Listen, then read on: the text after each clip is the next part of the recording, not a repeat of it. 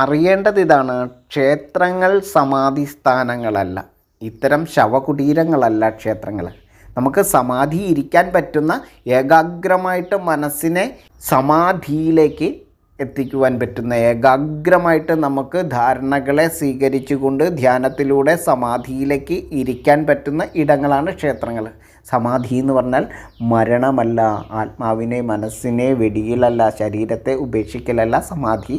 സമാധി എന്ന് പറഞ്ഞാൽ ഈ മൂന്നും ഒന്നിച്ചേർന്നിരിക്കുന്ന, ആത്മാവ്, മനസ്സ്, ശരീരം എന്നിവ ഒന്നിച്ചിരിക്കുന്ന, ഈ ജീവാത്മാവും പരമാത്മാവും ഒന്നാണ്, ഐക്യതപ്പെട്ടു പോകേണ്ടതാണ് എന്ന് പറയുന്ന ആ വേദാന്ത രഹസ്യത്തെ, ബ്രഹ്മത്തെ അറിയുന്ന അവസ്ഥയിൽ നമ്മൾക്ക് ഏകാഗ്രമായിട്ടിരിക്കാൻ പറ്റുന്ന ഇടങ്ങളാണ്, സമാധി സ്ഥാനങ്ങളാണ് ക്ഷേത്രങ്ങൾ.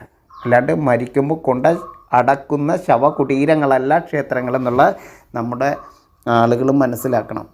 ഇപ്പം എല്ലാ ആളുകളും പറയുന്ന ഒരു രീതിയാണ്, നമ്മുടെ ക്ഷേത്രങ്ങളെല്ലാം സമാധി സ്ഥാനങ്ങളാണ് എന്ന് പറഞ്ഞാൽ ശവകുടീരങ്ങളല്ല എന്നാണ് അർത്ഥമാക്കേണ്ടത്.